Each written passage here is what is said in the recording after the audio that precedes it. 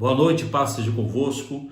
Eu quero começar esse momento orando com vocês e um texto que eu gostaria de meditar com vocês, 2 Crônicas 7,14, diz assim: Então, se o meu povo que se chama pelo meu nome humilhar-se e orar, buscar a minha presença e afastar-se de seus maus caminhos, eu os ouvirei dos céus, perdoarei os seus pecados e restaurarei a sua terra. Eu quero orar com você pelo Brasil e orar pelas nações, pela América Latina, pela América Central, América do Norte, pelo continente asiático, africano, orar para que Deus traga livramento também na Europa.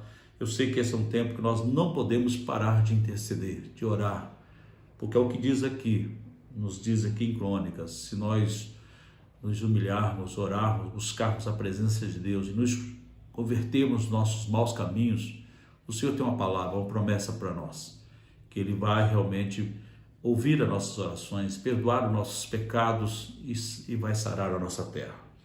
E vamos pedir a Deus, em nome de Jesus, pelas autoridades do nosso Brasil e por todos os estados dessa nação. Pai, no nome de Jesus, eu quero agora, Senhor, conforme a sua palavra nos ensina, que nos afirma, que tudo quanto pedimos no nome de Jesus, crendo, nós recebemos.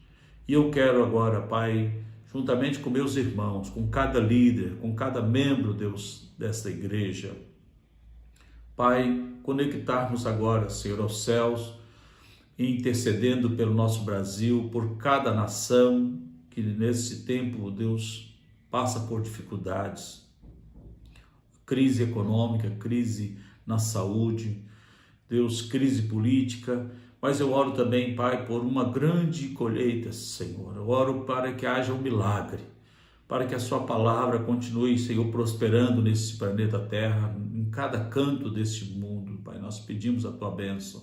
Senhor, nós sabemos que o Senhor é que pode operar o milagre, Espírito Santo. É o Senhor que pode convencer o homem do pecado, da justiça e do juízo. Eu agora estou orando, pedindo ao Senhor pelas autoridades do nosso Brasil.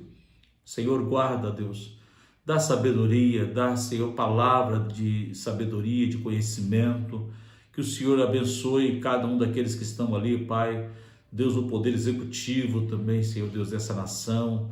Oramos pelo presidente, oramos por cada ministro, por cada um dos que estão no Senado, na Câmara dos Deputados Federais. Oramos, Deus, para que o Senhor abençoe também cada um daqueles que estão ali no Poder Judiciário. Alcança agora também as autoridades estaduais, autoridades municipais. Eu quero pedir a tua bênção e a tua proteção para o nosso Brasil. Que em cada canto dessa nação, o Senhor Deus traga livramento. O Senhor Deus abençoe poderosamente em nome de Jesus. Pai, é o que nós te pedimos, por um agir, por um mover do Espírito Santo, por uma colheita sobrenatural. Pai, nós queremos pedir que nesse tempo nós não venhamos perder de vista, Deus, a sua obra, Espírito Santo, o seu agir, em nome de Jesus. Amém. Eu quero só fazer aqui um convite especial a todos vocês. Eu já disparei esse comunicado nas redes sociais da igreja, da Paixão Contagiante. Essa conferência que ela está já pelo menos planejada para ser realizada agora sábado, e eu gostaria de incentivar vocês a partir de 9 horas da manhã até 12h30. Eu gostaria que todos os líderes da nossa igreja, todos os anfitriões, supervisores, coordenadores, pudessem reservar essa agenda para essa conferência. Eu tenho certeza que será um tempo muito precioso. Teremos ali pessoas que com certeza são autoridades sobre o assunto da colheita mundial, da igreja em células, a IBC, hoje de BH, que estará realizando essa conferência, mas com autoridades hoje de outras nações. Então eu quero pedir a você que construísse esse compartilhamento para as células também participarem. Então, a você, líder, que você pedisse para que fossem feitas as inscrições. O link já está disponível para que as inscrições elas sejam feitas, não tem custo nenhum. É uma conferência que teria custo se fosse presencial, mas eles resolveram fazê-la aberta para abençoar o corpo de Cristo. Então fica aí esse incentivo, esse encorajamento para vocês, em nome de Jesus. Também eu quero pedir a você para também se esforçar para uma série de vídeos com John Bevere, que vai estar... Eu já comecei a assistir e eu vi que vale a pena, se você puder também ter acesso a esses vídeos hoje no YouTube. Já mandamos também para os supervisores e para o Conectados também essa série de vídeos que fala sobre a ofensa, né? A isca de Satanás. O tema dessa série é a isca de Satanás. Muito forte mesmo, quando ele fala que a maneira que tratamos a ofensa definirá o nosso futuro. Então é uma palavra muito forte para todos nós. Então quero incentivar vocês, líderes, a se acessarem e assistir esses vídeos. São vídeos pequenos, mas que vai trazer um grande crescimento espiritual para todos nós.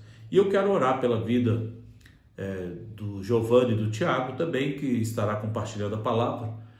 Eu sei que esse assunto que eles estarão compartilhando, como eu já disse semana passada, é de grande ajuda para todos nós, sobre educação financeira. Então vamos orar para que seja um tempo precioso, um tempo onde nós venhamos aprender também como lidar hoje com as finanças, esse tempo tão difícil que estamos vivendo.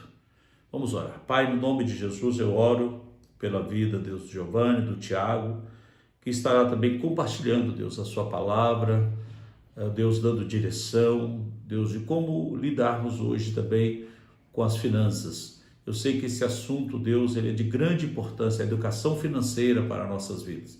Pedimos ao Senhor que seja, Deus, a nosso coração uma terra boa, seja, Deus, a nossa mente uma terra boa, fértil, para receber a instrução, para recebermos as orientações da sua palavra sobre esse assunto, em nome de Jesus. Eu oro, Pai, te agradecendo, Pai, já pela disposição deles estarem servindo a sua igreja, Pai, também através desse tempo.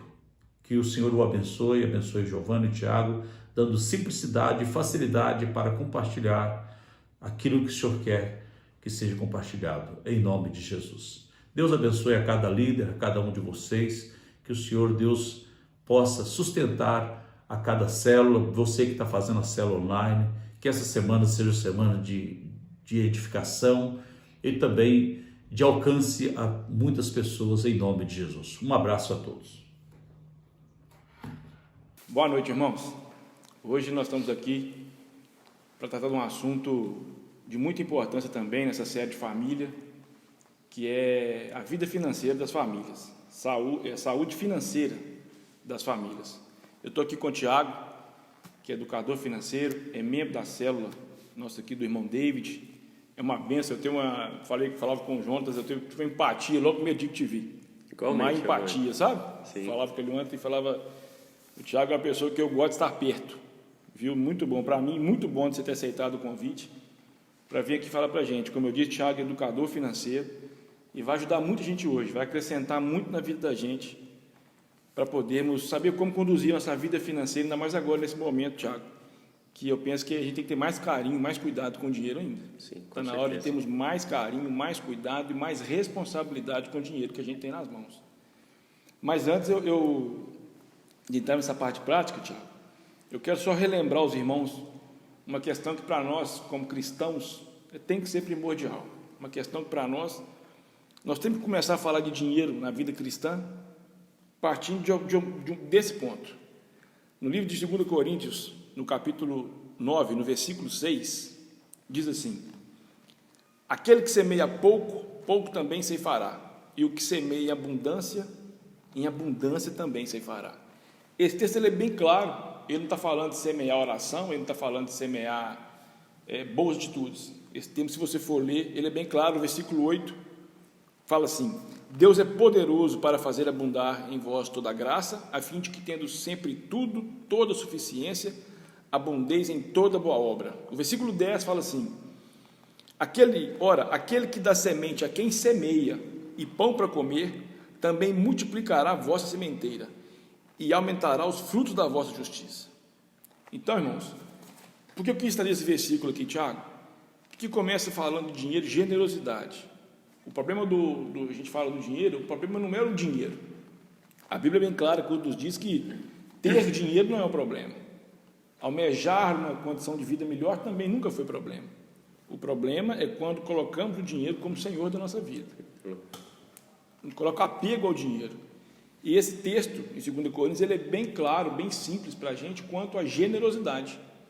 Sermos generosos. Sermos generosos com as pessoas que necessitam, sermos generosos com a fé que temos, sermos obedientes. Hoje há muita polêmica em questão do dízimo, da oferta, uns concordam, outros não concordam. É muito claro isso na Bíblia. Isso é muito claro. Dízimo fala de porcentagem, dízimo fala se você ganha X, você contribua com X, se eu ganho 2X, eu contribuo com 2X e por aí vai. E não é uma contribuição, não faço isso porque isso é apenas uma lei. A palavra diz que ninguém pode dar nada a Deus. Nós podemos devolver a Ele daquilo que Ele já tem nos dado. Então, se com a minha oferta, com o meu dízimo, eu posso ajudar a manter o Evangelho, a manter um pregador fora, porque custa dinheiro. Tudo, essa estrutura custa dinheiro. Sim. Então, isso também é generosidade. Se eu posso abençoar um irmão numa necessidade, se eu posso abençoar uma pessoa na rua com alguma necessidade, esse texto, eu não vou ler o texto todo, ele é bem claro, que Deus, ele afirma, começa afirmando, né? Versículo 6 fala assim: isto vos afirmo, aquele que semeia muito, colhe muito, aquele que semeia pouco, colhe pouco. Isso é generosidade. E não precisa ser cristão para isso, não. Isso é como um princípio bíblico, isso vale para quem crê na Bíblia e para quem nunca leu a Bíblia. Você vai conhecer pessoas que não conhecem nada de Bíblia, talvez nada do plano salvador de Jesus, mas que são pessoas generosas. E por elas serem pessoas generosas, é Bíblia, irmãos. Ela é generosa, Deus dá a ela semente para semear, pão para comer, e Deus aumenta a sementeira. Então eu quis partir desse princípio, e ainda quero abrir um parênteses só, Tiago. Sim. Antes da gente falar assim, sobre mais essa questão prática do dia a dia, um outro detalhe que me chama muita atenção. Jesus disse que quando a gente fizesse alguma oferta, algum ato de generosidade ou de obediência, quanto à palavra dele, nessa questão de dinheiro, que era para que nós ignorássemos. Uma tradução diz que a nossa mão direita não deve saber o que a esquerda faz.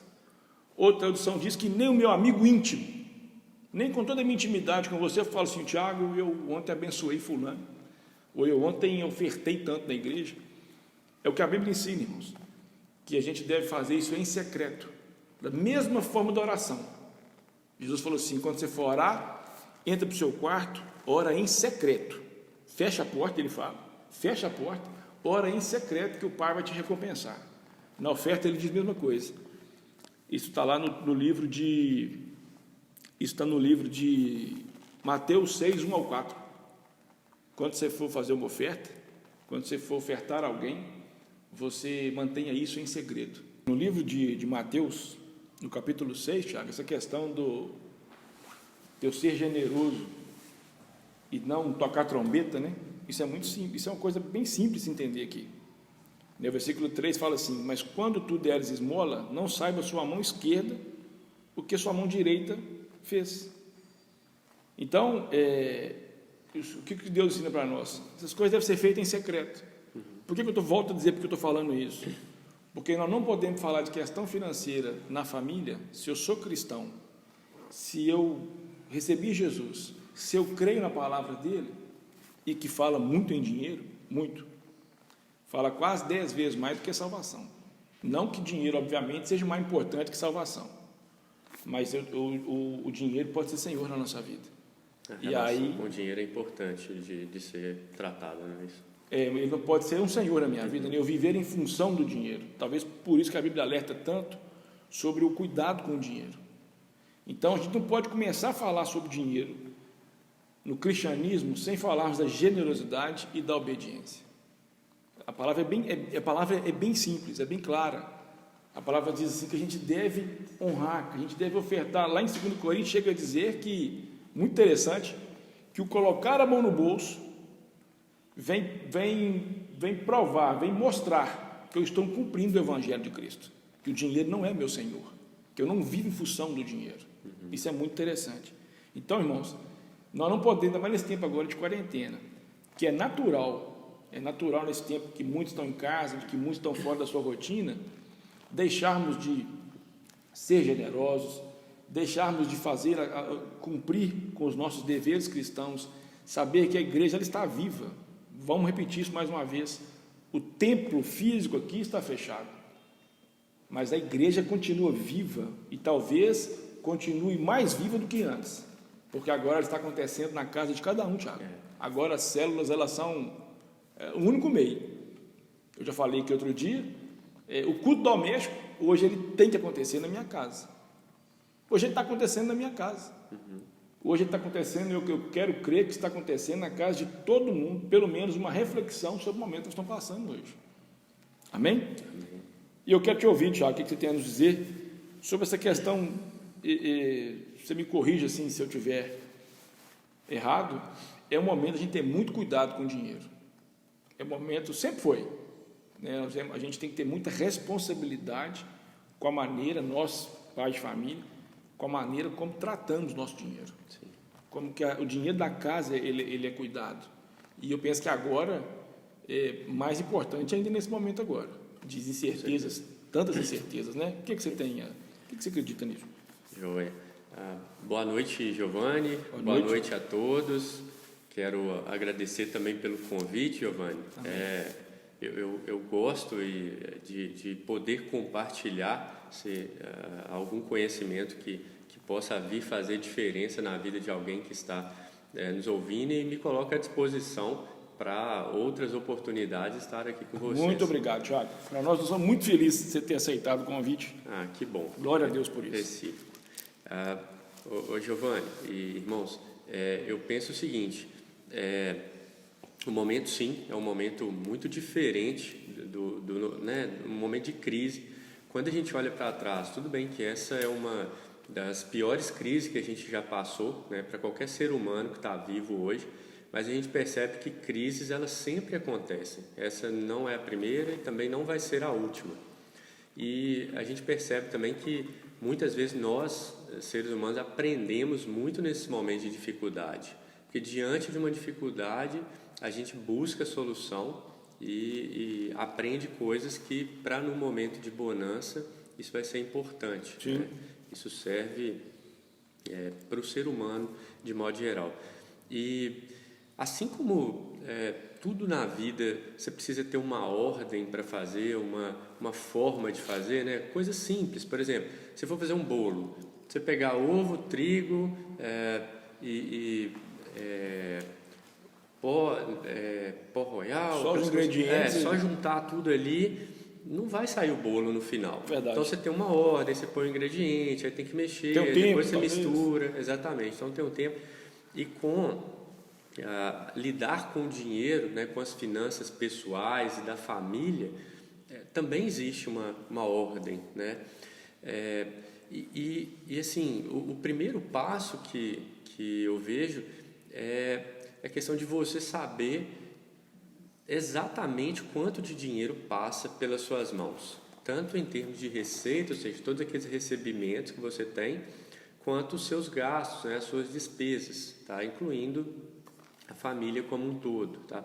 Não é que você precisa ficar controlando ali centavinhos, mas por que a importância disso? Porque você precisa fazer um diagnóstico. Eu faço uma comparação quando você vai ao médico. Então, se você tem uma dor nas costas, aí você chega para o médico e fala, nossa, estou com uma dor aqui e tal, seria responsabilidade dele falar assim, isso é tal coisa, toma isso. Né? Então, ele não vai te dar um remédio imediato. Então, existe uma resposta certa para isso? Ele vai te fazer perguntas. Então, assim, quanto tempo você está sentindo? Teve algum esforço extra? Teve alguma situação atípica? Enfim, te faz uma série de perguntas e ainda, se for preciso, ele vai te pedir um exame. E aí, depois de posse de todas as informações do exame, aí ele vai te falar, isso aqui, aí ele vai, pelo conhecimento dele, ele vai usar até probabilidade, não, isso aqui tem uma chance de 90% de ser isso. E aí ele vai, de repente, te indicar um medicamento, ou vai te indicar uma fisioterapia, enfim, ele vai tomar uma decisão a partir dali. E a gente, pensando assim, para partir do zero agora, o que eu faço agora, né?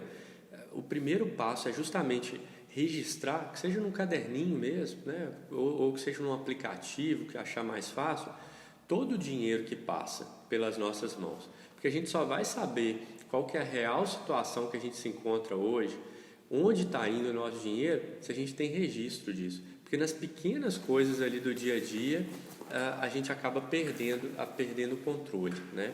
Então, partindo desse pressuposto de que crise sempre vai existir, né? A gente pode olhar para trás aqui no Brasil, né? A gente viveu uma crise em 2008, que foi no mundo inteiro. Depois, em 2011, teve uma crise na Europa que respingou na gente. Depois, em 2015, 2016, teve uma crise muito forte que impactou muito o país. E agora a gente está vivendo, pensando em crise financeira, uma outra crise, e vão vir outras, né?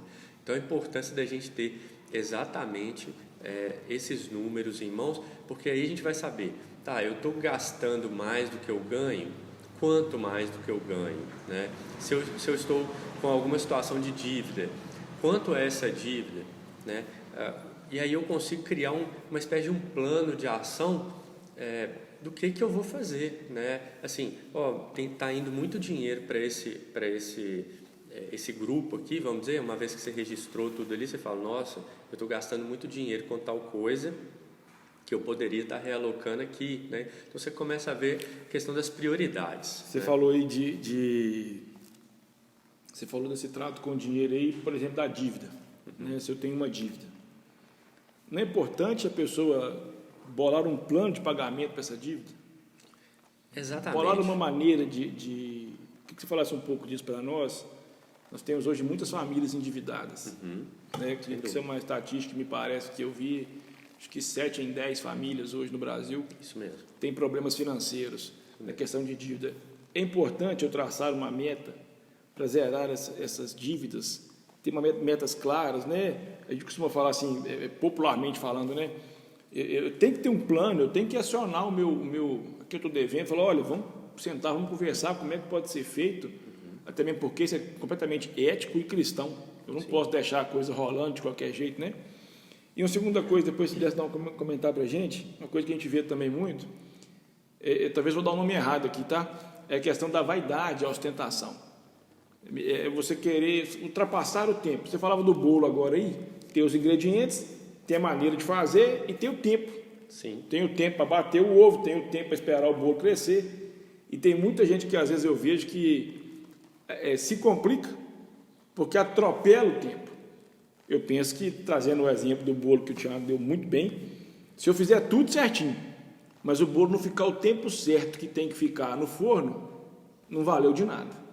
Às vezes não vai virar bolo. Né? E às vezes até para Deus, porque a gente ultrapassa as coisas, dedicamos isso a Deus, como aquela expressão, né? Olha que legal, Deus que me deu. Sim, Deus que me deu. Sim, e o Senhor ele faz isso. Mas às vezes nós estamos tirando o bolo do forno antes do Senhor liberar o forno. Antes do forno apitar, é a hora de pegar o bolo, ou é a hora da bênção. E aí eu vejo, às vezes, tem uma percepção, posso estar até enganado, que muita gente, não só dentro da igreja como fora dela, atropela esse momento e aí ele causa um problema. Eu li uma frase uma vez que serve para a vida financeira. 99% dos problemas financeiros que nós temos foram nós mesmos que criamos. Porque a vida financeira no dia a dia, ela se resume uma coisa também, Thiago. Estou aqui, estou aprendendo com você muito hoje. Isso. Então. Mas gaste menos do que você ganha, não é assim? Evite, você falou assim, faça um planejamento, já é um começo, né? Estou errado? Não, certíssimo. É isso aí. Bom, tratando então primeiro dessa questão do planejamento, e aí eu vou falar da dívida também. Sim. E sobre essa questão do tempo, tá? Com relação a essa questão do plano, assim, para eu conseguir fazer um plano, eu tenho que ter o diagnóstico. Então, assim, quando o médico te dá o receituário, ele já sabe como é que está seu exame e já te fez as perguntas. Então, por isso eu falei que o primeiro passo, né, pensando como as coisas têm uma ordem na vida e a vida financeira não é diferente, o primeiro passo é eu saber onde está indo meu dinheiro. E uma pergunta simples, por exemplo, se você que está nos assistindo agora, você sabe exatamente quanto de dinheiro passou nas suas mãos nos últimos 30 dias? nos últimos 6 meses, nos últimos 12 meses, exatamente, assim, se não precisa estar na cabeça, mas tem isso registrado em algum lugar, num caderno, numa planilha, num aplicativo, né? Enfim, esse é o primeiro passo, porque senão a gente começa a tomar decisões empíricas, sabe, Giovanni? A gente nunca sabe se uma prestação vai caber no orçamento. Então, esse é o início do problema das dívidas, é eu não saber quanto de fato eu posso assumir de dívida. Muito interessante. E aí eu vou na coragem, sabe? Ah, não, eu vou que dá. Não, às vezes dá, e muitas vezes dá, principalmente porque diante de dificuldade a gente acha os caminhos e faz acontecer. Mas se tiver algum imprevisto, por exemplo, uma crise agora, tem muita gente que certamente estava ali bem apertado, mas justo. daria. Mas veio a crise, e isso não dá para a gente prever. E crises vão vir de novo, né? A gente não sabe como isso vai impactar a gente. A gente não sabe nem o tempo que essa vai durar, né? Exatamente. Como é que isso vai ser? Então, a questão de ter o diagnóstico, saber exatamente onde eu estou, né? Aí já vai me dar uma visão geral, assim, por exemplo, aí eu chego na parte das dívidas. Se eu tenho dívidas, elas vão aparecer nesse diagnóstico. Porque eu sei exatamente para onde está indo meu dinheiro, então eu sei quanto que eu estou pagando de juros. É verdade. Né? Enfim, eu vou colocar isso tudo ali no meu relatório. E é algo simples, tá, gente? Vai lá, fez uma compra, registra. Caiu um dinheiro, você é assalariado, caiu uma renda extra, registra tudo ali. Faz um entradas e saídas. Isso aí. E se você parar para pensar, a igreja faz isso. Qualquer empresa, se você trabalha numa empresa privada ou pública, geralmente as empresas têm planejamento para um ano, né? Então imagine, uma empresa com mais de 100 funcionários consegue planejar todas as despesas com fornecedor, tudo que eles têm para um ano. Então a gente, que é uma pessoa ou uma família bem menor que uma empresa, a gente consegue também, de uma forma muito mais fácil. E aí a gente chega nessa questão das dívidas, que assim, o primeiro passo é realmente reconhecer essas dívidas. E essa parte da renegociação, super importante, e tem uma estatística que quando você fala que 7 de cada 10 brasileiros estão endividados, o que é mais sério disso é que desses 7 endividados, 70% dos 7 devem cartão de crédito ou cheque especial. E esses são Perdão, 70% dos 7? Dos endividados. Sim, é cartão de crédito e cheque especial. E cheque especial. Então, só para vocês terem uma ideia, exatamente. Só para vocês terem uma ideia, hoje a média de taxa de juros para esses dois produtos é de 10% ao mês. Então, se você estava devendo 1.000 no início do ano, no final de 10 meses já vira 2.000. Então, se 1.000 já era difícil de pagar, 2.000 vai ficando impagável. Vai ficar impagável. E aí a bola de neve ela vai crescendo, né? Então, por que esses dois produtos são os mais utilizados pelo brasileiro? Pela facilidade de utilização. O cartão chega na sua casa, você liga no 0800, desbloqueia pelo aplicativo e o crédito está ali, você não precisa pedir para ninguém. O cheque especial é a mesma coisa, o que é? É aquele limite, você usou, sua conta chegou no zero, aí te dá um limite, por exemplo, mais R$1.000. Aquilo é automático. Então, pelo fato de você não ter que ir lá pedir, não ter que conversar com ninguém para falar que está precisando, está ali, a facilidade... Já está à sua disposição. Mas o fato de estar à sua disposição te custa caro, né? Então, a primeira questão que eu penso é identificar isso e já, assim, uma vez que você reconhece, verificar uma forma, e as instituições financeiras, elas têm buscado fazer isso, renegociar. Então, se eu estou devendo cartão de crédito que é 10% ao mês, eu preciso buscar uma forma de parcelar isso e diminuir isso para menos da metade, o mínimo possível. Assim, uma vez que você tem interesse e compromisso de pagar da forma, obviamente, que cabe no seu orçamento, porque agora você já sabe quanto cabe, porque você registrou tudo. Então, assim, se uma dívida de 1.000, você pode pagar R$50 por mês, na hora que você for renegociar, aí você agora tem condições até de falar de taxa também. E é interessante também para o credor, porque ninguém quer que a dívida se torne impagável. Né? Exatamente. Ninguém quer que a dívida chegue a um patamar que seja impossível de pagar. Então, quando você vai lá e negocia com o seu credor, a intenção sua de pagar, igual eu falei, parte do princípio da ética, né? Isso aí. Eu estou no comércio há muitos anos, a gente lida com algum tipo de gente assim, ó. Estou devendo e quero pagar. Tem uma parte de pessoas, não, eu estou devendo e não estou preocupado em pagar. Então, isso não combina com a nossa ética cristã, a gente tem que honrar os compromissos, não tem condição, estou passando qualquer um, eu penso, Tiago, que ninguém deve carregar a culpa de estar com dívida.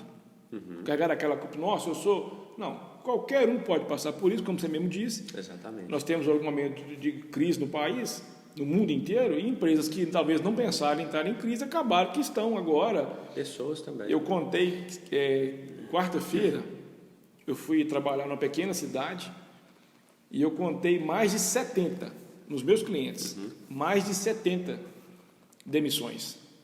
Quer dizer, nessa pequena cidade que eu fui na quarta-feira, poucos clientes que eu atendi ali, eu contei mais de 70 pessoas que perderam seus empregos. Então, vamos passar por esta crise, vamos aprender, como você disse, nós temos que aprender. A gente tem falado que, como pessoas, como cristãos, como igreja, nós temos que sair desse momento mais igreja do que entramos, mais consciente, mais discípulos da palavra do Senhor do que entramos. Né? Muita coisa, muitos conceitos foram mudados, muitas coisas, vimos que realmente temos que nos voltar totalmente para a palavra, nos aprofundarmos na palavra, e na vida financeira não é diferente. Se a gente não conseguir sair desse momento agora, pensando diferente, eu gostei muito quando você falou aí, porque eu tenho um hábito, vou te confessar, eu tenho um hábito, já contei para alguns, se eu te pedir R$5 e você fala, vou te dar, acabou, você me deu. Agora, se eu te pedir emprestado, Tiago, me empresta R$10. Rapaz, eu anoto aqui no caderninho, eu fico doido, porque eu costumei anotar aquilo que deve. E você agora ensinou um negócio interessante também, espera aqui, vamos anotar também o que nós temos que fazer, uma entrada e saída da nossa vida mesmo. Sim, nós temos que trazer isso quase que é diário, Tiago. Seria exagero falar isso? Olha, semanal? Quem não faz, para iniciar, o ideal é que faça nos primeiros 30 dias, porque aí você vai ter um retrato do mês. Você vai saber exatamente onde foi cada centavo seu. E a pessoa pode fazer isso quase que, começando agora, quem nunca fez. É interessante fazer, eu falo diário assim, eu gastei lá, fiz compra hoje, R$100, anota lá. Isso aí, tudo. Legal. Tudo. Uma vez que você reconhece para onde está indo esse dinheiro, está ali escrito na sua frente, você já consegue mudar seus hábitos para o mês seguinte. Porque agora você está numa situação de escuro. Eu uso muito um exemplo, Giovanni, assim, imagina você pegar um carro aqui agora e vai para BH nele. E aí o painel dele está desligado. E aí você não sabe se tem combustível, você não sabe quantos quilômetros por hora que está o carro, então tem um monte de radar daqui para lá. Tá indo, né? Exatamente. E muita gente lidando com a vida financeira desse jeito. Então, assim, alguém te oferece algo para comprar. Você não sabe se está sobrando dinheiro, porque seu painel está desligado. Seu painel está desligado. Excelente comparação. Então, assim, aí você vai tomar multa no radar, sua gasolina vai acabar. Sua viagem sai muito cara. E parece assim, aí quando você pensa assim, a gasolina acabou indo para BH. Cara, certamente porque eu não tinha painel. Então é o que acontece, veio uma crise e aí seu dinheiro acabou. Excelente. Né? Então, assim, essa questão de poder monitorar, por isso é o primeiro passo, assim, ter realmente esse retrato, né? E finalizando essa parte da dívida, então é isso, uma vez que eu reconheço e quero pagar, as condições elas são mudadas, né? Porque as pessoas querem receber, se a minha dívida é com outra pessoa, as instituições querem receber, e aí existe uma renegociação. O interesse de pagar é o primeiro passo. O interesse das duas partes é resolver, né? Exatamente. Não é complicar, igual a gente estava falando, não é fazer a coisa virar uma bola de neve, virar impagável. Mas parte de quem deve procurar essa negociação. Não é isso mesmo?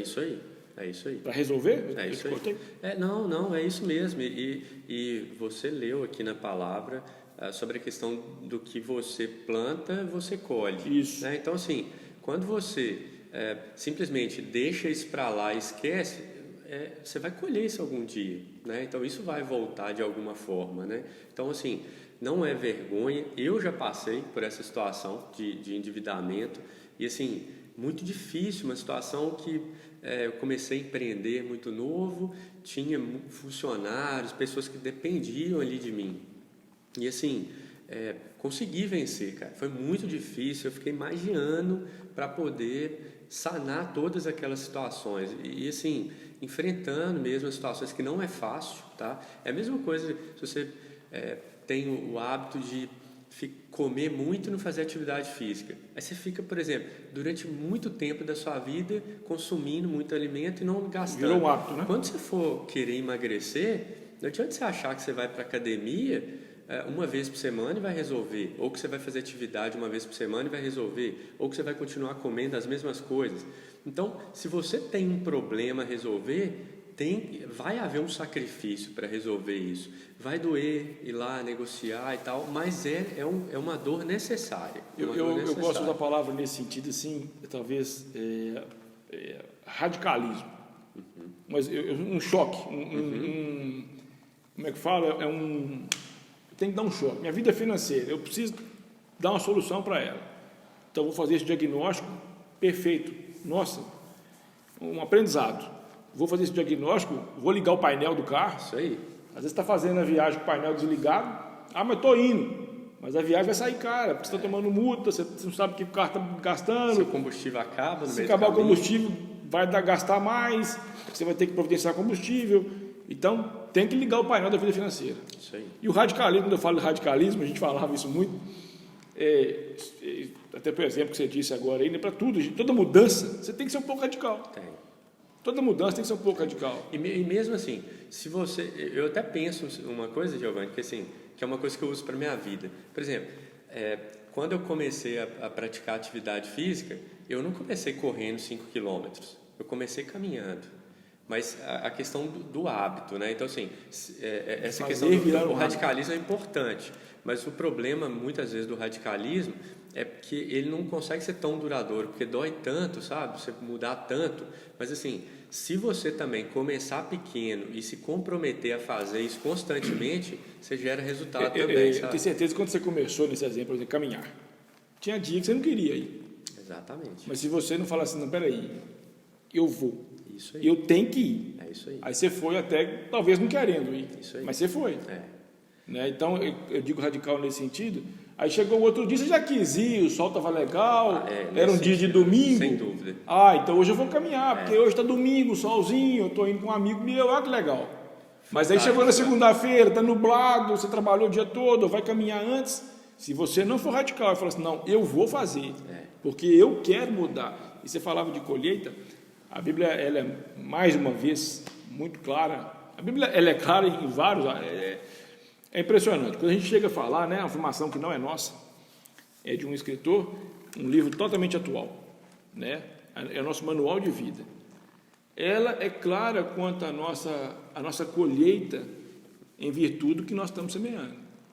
Se eu semeio generosidade, se eu sou fiel ao Senhor também na questão financeira, porque eu não posso fazer tudo isso que você falou, Tiago, você vai concordar comigo, e no meu diagnóstico todo eu não colocar a primeira coisa, eu estou sendo infiel no que o Senhor me diz acerca de generosidade, acerca dos meus compromissos espirituais, acerca de uma coisa que Deus colocou a nossa responsabilidade, que era está lá em 2 Coríntios, de semear, de investir, de ajudar, de sermos usados. Sim. Eu volto a dizer, ninguém vai ofertar ou dar alguma coisa ao Senhor, e nem a ninguém. Podemos devolver a Ele, certamente estamos fazendo isso, que é devolver ao Senhor daquilo que Ele tem nos dado.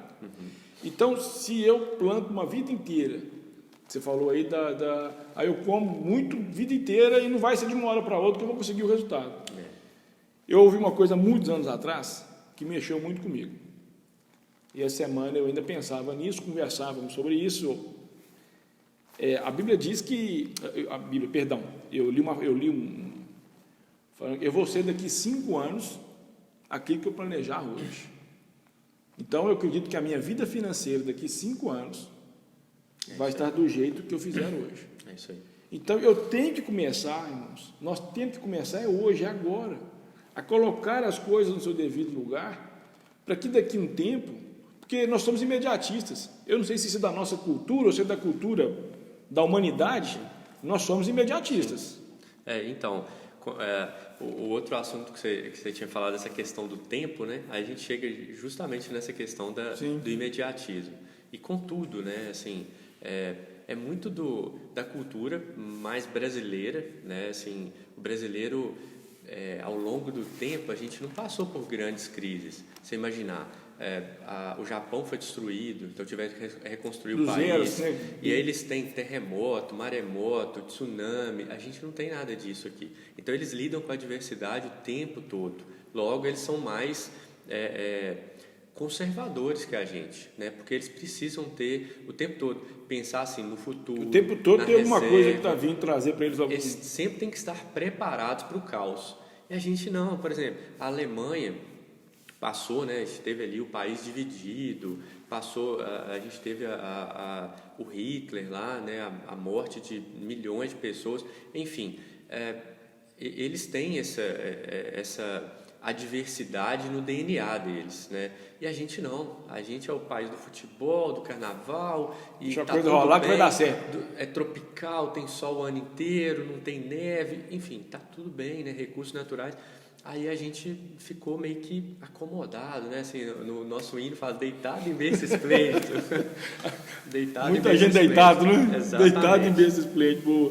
E então a cultura aqui, quando você pega em João Monlevade, por exemplo, quantas empresas exclusivas de crédito tem aqui na cidade? Assim, tranquilamente mais de 10. São empresas mais de 10 empresas mais de de crédito? 10. E eu estou falando de crédito, assim, não é banco, não. Eu estou falando de empresas que a única coisa que você faz lá é pegar dinheiro emprestado. Você não consegue fazer aplicação, fazer um depósito, produto financeiro, nada. É só empréstimo, né? E assim, quantas empresas exclusivas em investimentos tem em Monlevade? 0. Então, se não tem empresa de investimento é porque não tem demanda. E se tem muita empresa de crédito é porque tem pessoas que tomam crédito. E o crédito, eu li num livro do Eduardo Gianetti, que fala essa questão do que é o crédito, né? Assim, isso para tudo na vida. Quando você pega o dinheiro emprestado agora, você está assumindo um compromisso ou uma obrigação futura em troca de um benefício presente. Você pega o bolo todo agora, aí você compra o que você tem que comprar, faz tudo, mas resolve sua vida. Tem uma obrigação logo na frente, né? Então você está assumindo a obrigação. E quando você aplica ou investe o dinheiro, você está abrindo mão de um benefício presente em troca de um benefício futuro. Então você está abrindo mão agora para o futuro, né? E esse equilíbrio é muito difícil, né? Assim, a gente tem que abrir mão de tudo no presente? De forma alguma. A gente tem que ter uma vida boa no presente, porque a vida é um presente. Esse dado que você falou, Thiago, a gente está caminhando para o final, e você me alertou um negócio aqui. Nós temos você citou o exemplo aqui da nossa cidade, mais de 10 empresas que só oferecem crédito para nenhuma de investimento. Obviamente, como você disse, não temos demanda disso. Nós temos alguns minutos ainda. Queria que você falasse um pouco para nós sobre poupar. Porque de repente está nos ouvindo aquela pessoa que ainda não aprendeu a poupar. A importância de se poupar um pouco da sua renda, da sua receita. Também eu sei que o Brasil, nós não temos essa cultura de poupar. Apesar que eu vi agora, no mês de abril, houve uma procura, né, por outros tipos de investimentos, para as pessoas se preocupando em guardar alguma coisa, fazer alguma coisa.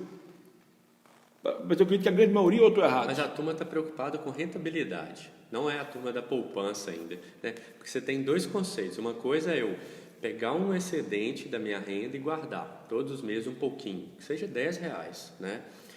E outra coisa é eu já tenho guardado, e como a taxa de juros caiu muito no Brasil, as pessoas estão preocupadas onde que rende mais o dinheiro. Aí é outra coisa, é rentabilizar o dinheiro. Sim, entendi. Mas assim, para quem ainda não guarda, o primeiro ponto mais importante, fazendo por etapa, é guardar, né? Comece com um valor. Assim, eu tenho um amigo... Seja radical para começar a guardar. Eu tenho um amigo que uma vez a gente conversando sobre dinheiro, e ele falou assim, Thiago, eu não guardo nada de recurso, mas eu quero começar a guardar. Com quanto que eu começo? E aí eu falei, comece com R$10. E ele falou comigo assim, R$10 é pouco. Eu falei, cara, mas você não guarda nada. Você não guarda nada, já é 10 vezes mais. Né? Então assim, esse mês você guarda 10, no outro você guarda 20, no outro 30. É verdade. Eu sou muito a favor da gente começar pequeno e ir aumentando, sabe? Porque aí vira uma rotina na vida. E a vida financeira é isso, Giovanni. Finanças é comportamental. Então, da mesma forma que na alimentação, não é o doce que eu como uma vez por mês que vai me tornar diabético, mas é o doce que eu como um dia sim, um dia também, dia sim, dia também. E nas finanças é a mesma coisa.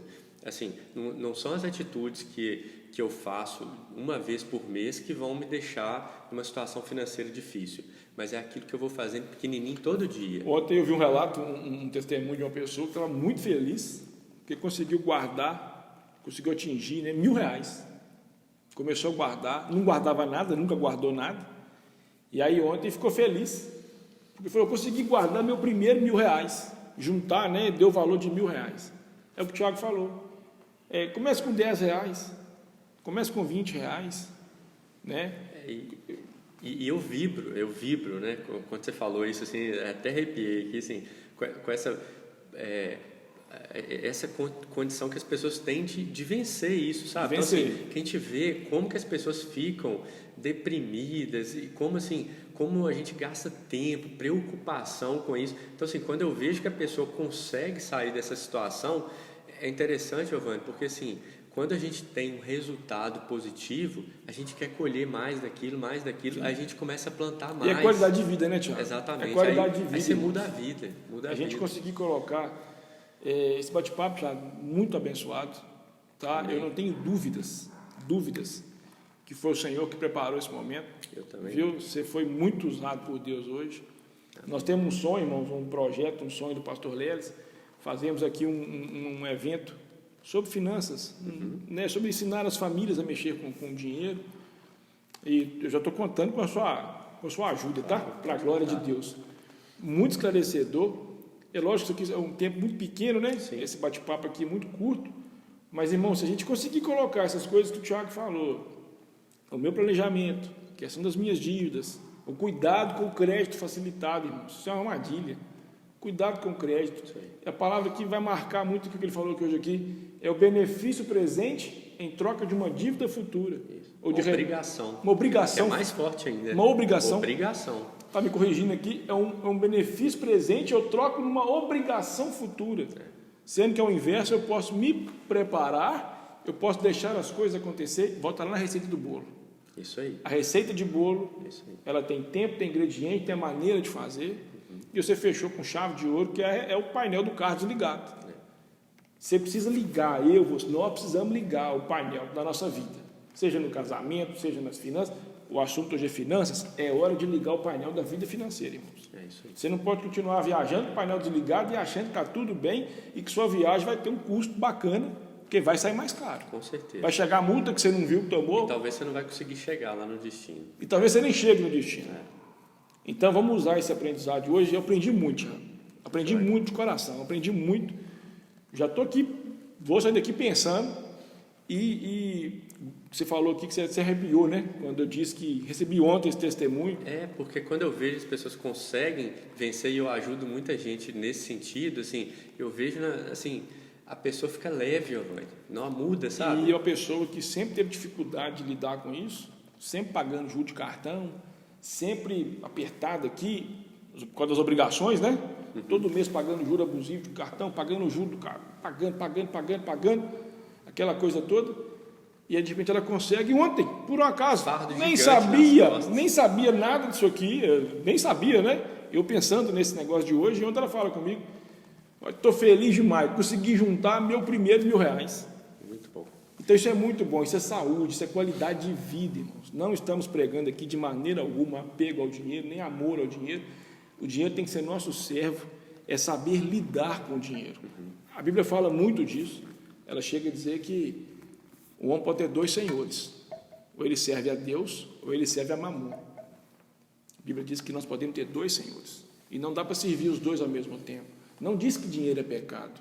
Grandes homens da Bíblia andaram com Deus, foram prósperos, e Deus tem isso para nós. E prosperidade é uma coisa muito diferente de riqueza. Não sei se você já leu isso, Tiago. Riqueza, a Bíblia diz que é dom de Deus, ele dá a quem ele quer. É dom dele. Prosperidade é eu não ter falta de nada. Mas eu não vou conseguir, Deus me abençoando, eu ser próspero, se eu não sei lidar nem com essa bênção que Deus está me dando. Eu preciso juntar, então, a fidelidade do Senhor, a bênção dele, eu preciso ter agora, estar preparado. Eu vi essa semana um testemunho do novo ministro da Justiça, e ele disse assim: o que eu fiz a vida inteira foi me preparar para que quando chegasse o momento da bênção do Senhor chegar na minha vida, eu estivesse pronto. Então é hora de a gente preparar a nossa vida financeira. Seja você tiver mamana caducando, né, Tiago? Sim. Pode estar novo, não tem idade para isso não. Não tem. Dá tempo, é sempre tempo. Não tem. De consertarmos a nossa vida financeira. Tempo. Sempre há tempo. A gente usa falar na roça de mamana caducana. Dá tempo de organizar a vida financeira. Sem dúvida. Tem esperança para isso. Sem dúvida. Amém? Amém. Tiago, te agradecer. Que Deus possa continuar te abençoando, prosperando a sua vida, te guardando. Que você continue servindo ao Senhor também. Que para nós hoje é o mais importante, né, na nossa vida. O melhor é falar disso tudo à base da Bíblia. Hoje o tempo é muito curto, né? Eu espero que a gente tenha oportunidade para frente aí de poder falar mais sobre isso, abranger mais o tema. Isso é muito legal. Eu gosto demais de conversar com você sobre isso. Eu aprendo muito. Eu também gosto. Gostei muito do convite, de verdade. Né? Que bom. Fico feliz se eu puder ter impactado positivamente uma pessoa que está assistindo. Eu já cumpri meu papel aqui. De fato, fiquei muito feliz aí pelo convite e pelo resultado também. Bate-papo, eu também aprendi bastante da palavra aqui, né? E fico muito feliz com isso. Toda a glória, toda a honra, todo o louvor nós dedicamos ao Senhor Jesus. Toda a honra a Ele. Amém? Boa noite, irmãos. Boa noite.